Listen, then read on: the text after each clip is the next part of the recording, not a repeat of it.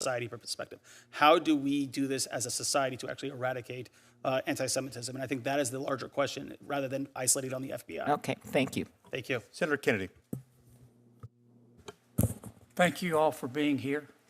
Ms. Solomon, I want to be sure I understand your testimony. Did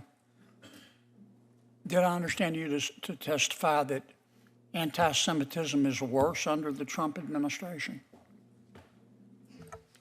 Senator, thank you for your question. You don't have to thank me.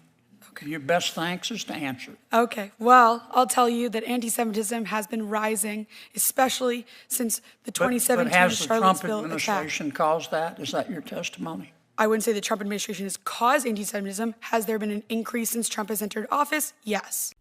Hey everyone, welcome back to McLuhan's channel. Today we're diving into a fiery exchange from a recent Senate hearing. Senator John Kennedy grilled witnesses about anti-Semitism on college campuses. From university policies to funding debates, this hearing had it all. Hit subscribe and turn on notifications so you never miss an update. Do you see a causal connection there? Yes. Why? Trump has highlighted and platformed neo-Nazis and white supremacists. Okay. I can't see that far. Racklin, you're Mr. Racklin, I understood you to say that in answer to Senator Durbin's question, the spending reductions, reducing the federal budget would increase anti-Semitism. Isn't that what you said?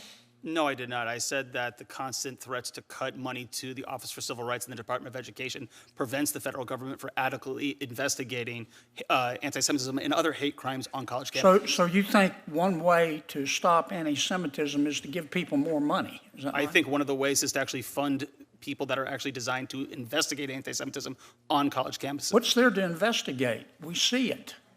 We see We it, saw but it. Did you watch television? Did you see what happened at Columbia? Absolutely. Yeah. I mean, it was clear to me that the administration at Columbia and most members of the faculty believed passionately in diversity, equity, inclusion, and the right to hurt Jews. That's what I saw. Isn't that what you saw? I saw. Isn't that what you saw? I saw protesters against the war in Gaza and them using some anti-Semitic slogans and thoughts. I would say, however, that it's hard. I would say, isn't that however, what you're telling me? That's not what you saw. Now, don't get off the subject on me now. You're telling me that's not what you saw. I'm telling you that it is difficult for the federal government to adequately address the issue of anti-Semitism. Are you telling me the Columbia administration and the faculty was supportive of the Jewish community? I think that they are trying to find... You need to stop dipping into your ketamine stash. Into what? Excuse me? Now, if we're going to solve this problem, we need to talk about it. And it wasn't just at Columbia. It was at Berkeley. It was at UCLA. It was at Barnard. And Columbia has a history of discriminating against the Jewish people. They used to refuse to let Jewish students come to their university. Now, you can try to bubble wrap this, but that's what I saw. If you want to stop a lot of the anti-Semitism, maybe we need to stop teaching kids to be anti-Semitic. Sir, I would relish that opportunity. Let me ask you a question, Ms. Kohab. Did I say that right? Kohab. Do you think it's possible to feel compassion for the Palestinian people without hating Jews? Absolutely. Would you elaborate on that? Because it looks to me like many of our Ivy League universities, they weren't the only ones. Some universities handled it well. Vanderbilt, University of Chicago, Tulane. But it looks like the administration was teaching kids you got to pick a side. Mm-hmm. You either have to hate Jews or you have to be for Hamas. You can't be.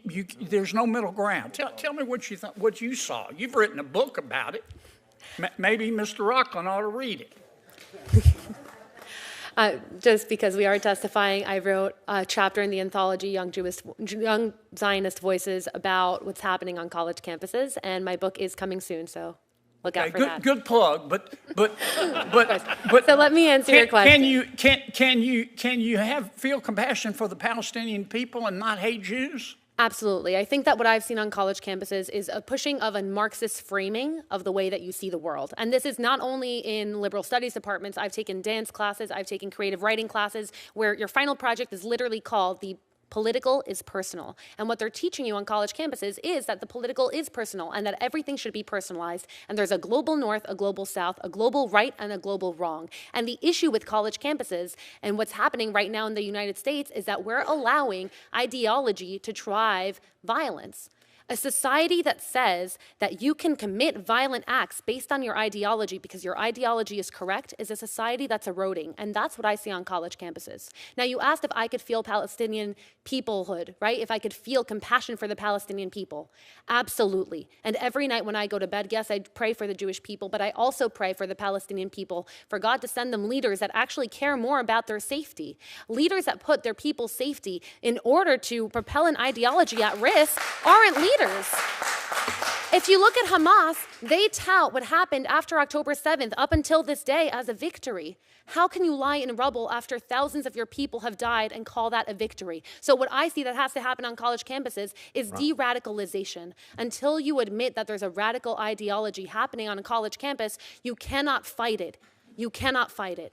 Senator Arano, hey, I know there's a lot of strong feelings in here. We all have them, but each member only has 5 minutes, and it just takes time away from their 5 minutes if you really want to get all these facts out. Ms. Arano. So what do you think? Is Kennedy right? Are universities enabling anti-Semitism and radicalizing students, or is this just an overreaction? Hit subscribe and turn on notifications. Thanks for watching. See you next time.